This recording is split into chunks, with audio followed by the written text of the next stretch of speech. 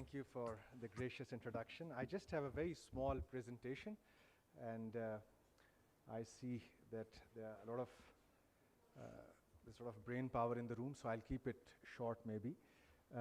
And I thought that colleagues would have already talked about many of the things that are impacting industry beforehand. So I've tried to keep the repetition as less as is possible, but it's quite possible that there may be some overlaps, for which, of course, apologies beforehand, but this will be quick. So I just want to talk a bit about the macroeconomic outlook currently, because that is going to directly impact the industry, but more importantly, the small and medium enterprises in the industry. The budgetary measures for industry, many of which have already been discussed in the previous session, but we may also cover the spending side a bit. Second, of course, some sector-wise impacts, and then followed by the concluding remarks. So if we see the annual budget statement, this is how the projected economy looks like. And we have a revised economic growth rate of around 6%, but the government believes that they'll be able to consolidate next year at 5% and take it up to 6.2% of real GDP in the medium term. Now, of course, you have seen in the past 24 hours several independent assessments of growth. Some say that this is too ambitious. Some say that probably this should be revised downward given the kind of inflationary pressure that could be there, or the fact that there are demand compression measures, import compression measures which are in place. The second indicator is also important in terms of the projection, which is the consumer price index. Currently, it's at 11.7% annual, but of course, it's projected around the same level next year, which again, most of the independent assessments which have come out in the past couple of hours believe that probably this could be an understatement given the kind of external factors which are impacting CPI, but also, of course, the internal supply side issues. And we also saw a presentation of an independent assessment which puts Pakistan's inflation much higher than what the government has reported in annual budget statement, something to the tune of 18 to 20%. So there's quite a bit of variance at this point between what we are seeing in ABS and what we are seeing in the independent space. And of course, this is going to have implications for revenue and the deficit projections which the government has done. But the government does believe that by next year, it will be able to achieve a positive primary surplus, which of course is a condition under the fund program.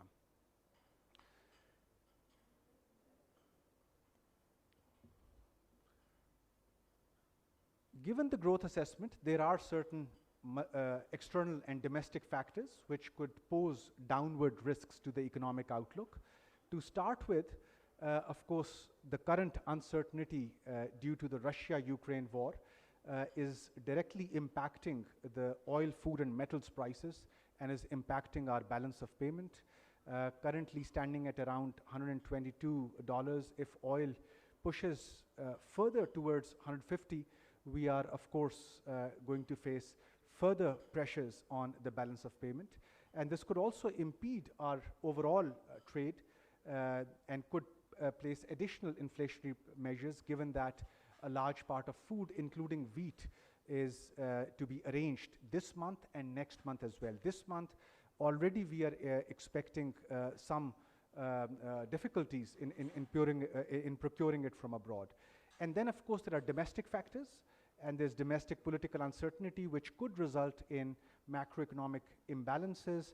Uncertainty with the fund program could put pressure on exchange rate. We have just heard a couple of hours back that fund has already raised objection on the structure of salary taxation, which was presented in the budget. So today the fund has actually raised this objection formally with the government, which could see a reversal of the salary taxation structure which was presented in the budget. And then, of course, in order to manage our fiscal deficit, we are relying quite a bit on external debt.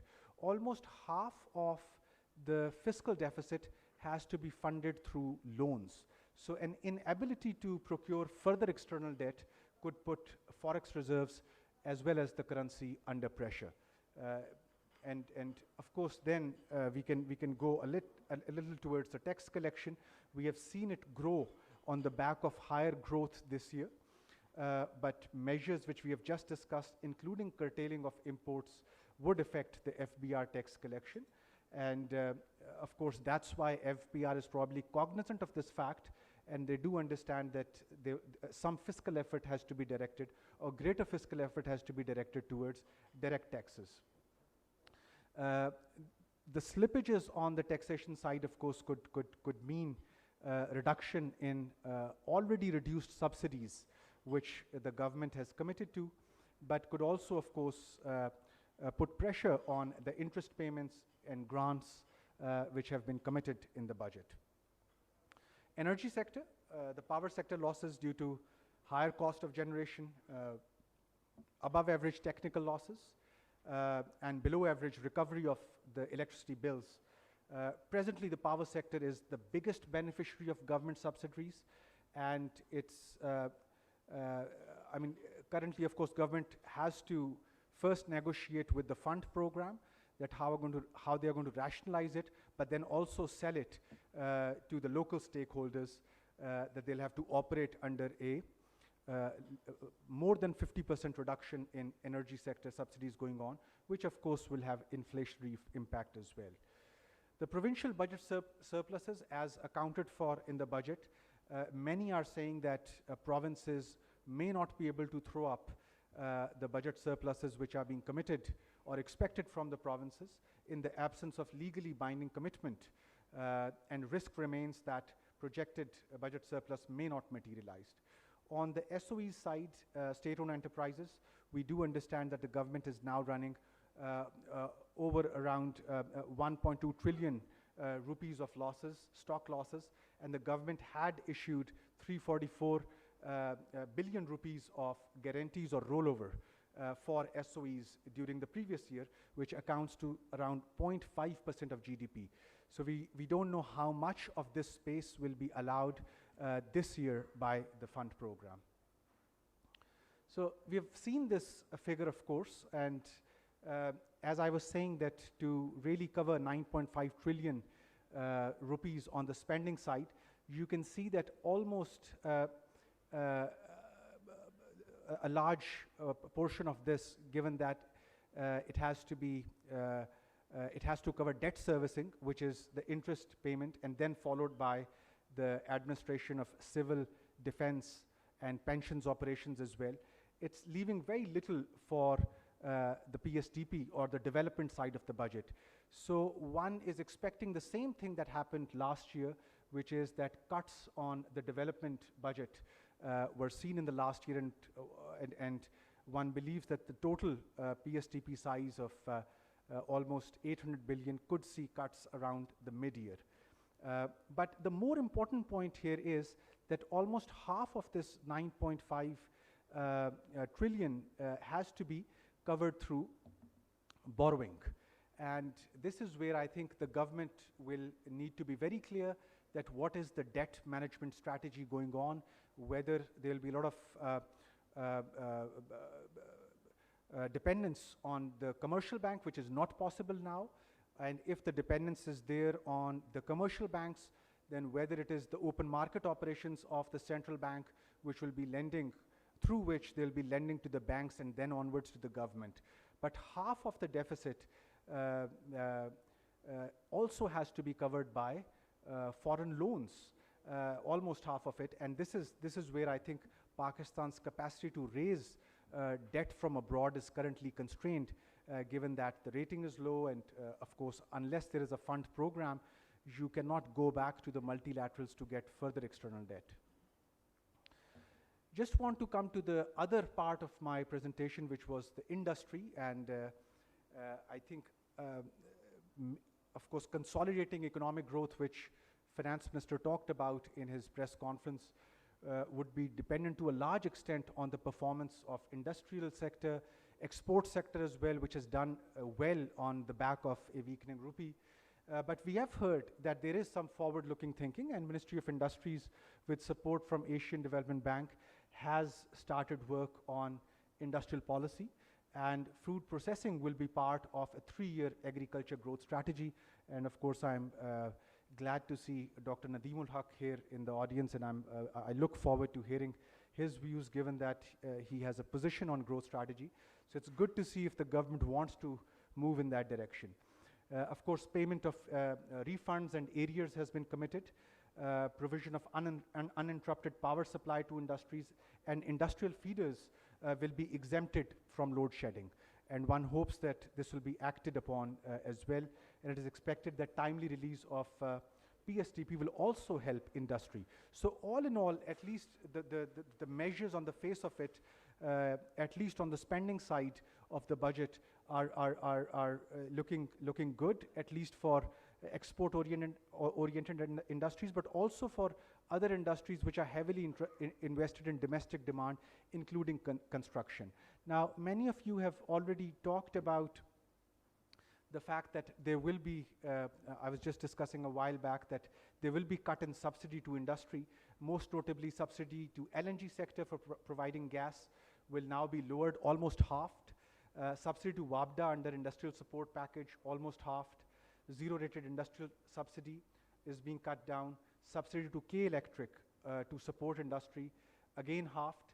And fertilizer plant subsidy has been reduced by 10 billion. So all in all, it's a reduction of almost 46% of subsidies going to LNG and power sector compared to the previous year.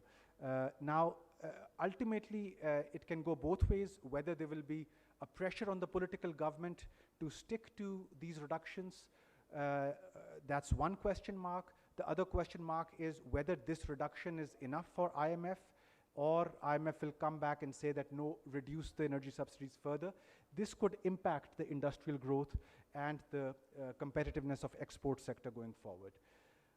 In terms of sector-wise impacts, we have seen some assessments. In the interest of time, I'll quickly go over them. I think we were talking about a couple of sectors in the previous sector as well, but we have seen that in case of textile, for example, there are reduction on customs duties on 10 tariff lines.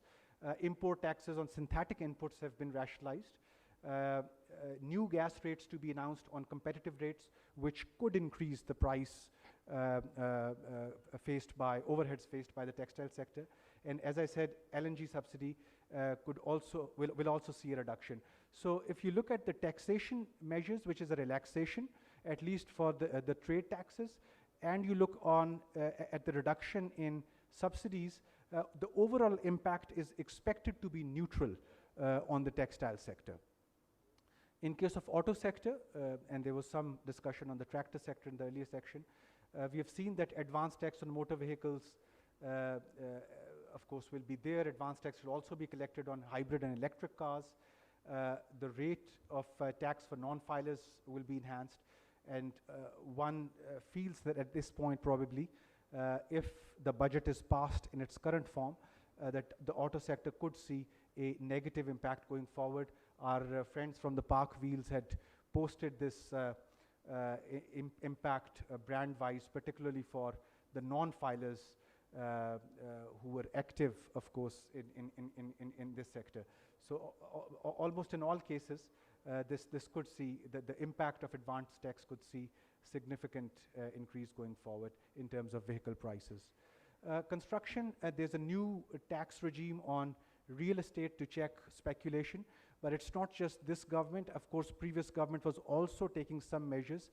So I believe the approach is to gradually move towards a position where speculation can be checked, but given the pushback from the stakeholders, they are unable to go all out.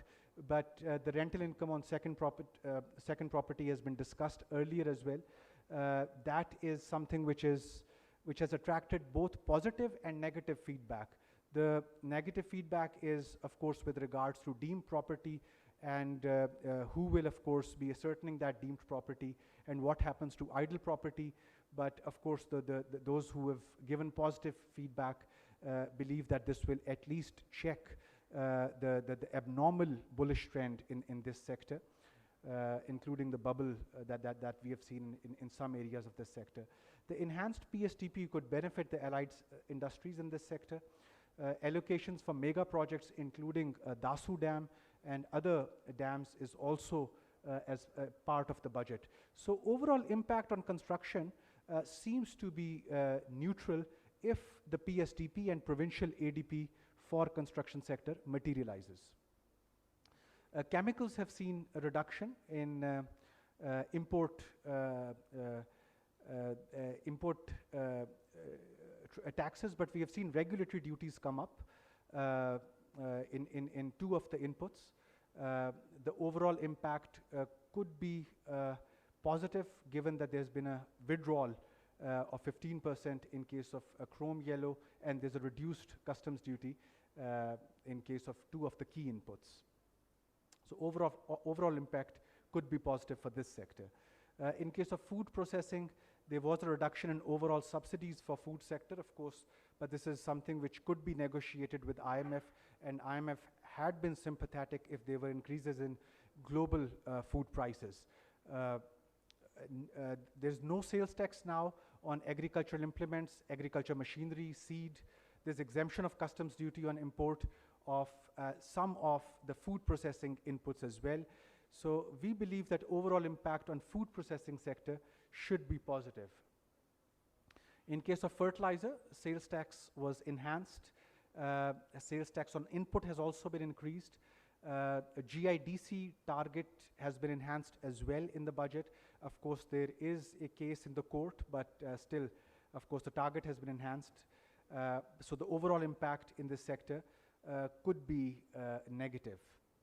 And the CNIC requirement has been abolished.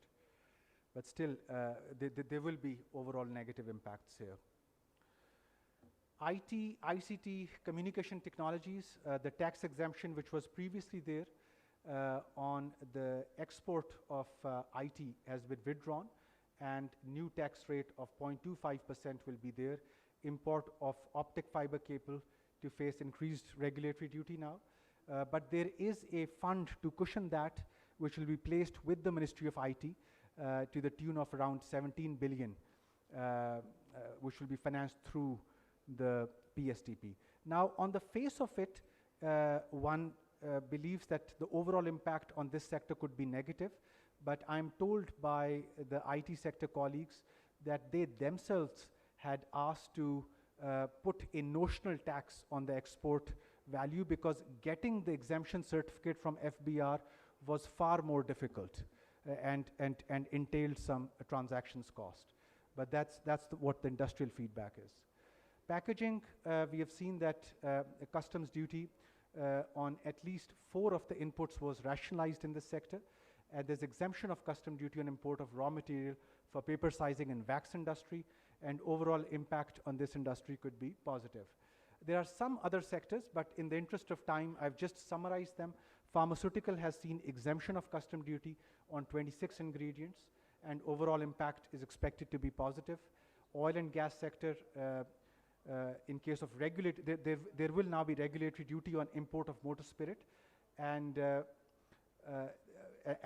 it will now be difficult to take benefit from the FTA, which is already in place. But the overall impact could be neutral, as previously there was a customs duty, which is no more there in case of motor spirits. Renewable energy, we have seen that sales tax exemption on import and supply of solar panels to ease the impact of load shedding and higher electricity tariff on small scale operators, farm sector is in place. So for renewable energy, for solar sector, this could be positive news. There are windfall gains on banking companies of up to 42%.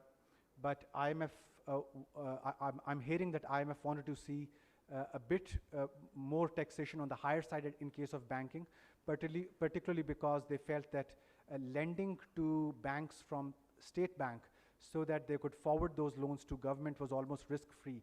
So I'm hearing that IMF wanted to see this tax rate increased. And of course, we all know that film industry has seen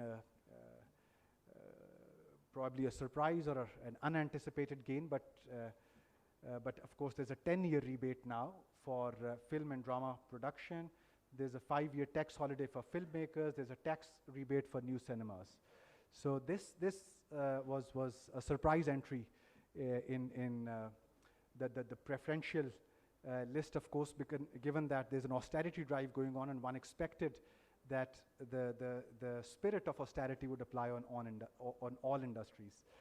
The conclusion, of course, just to conclude, is that tax and demand compression measures could dampen growth. And that is why we feel that a government's estimate of 5% growth next year seems ambitious.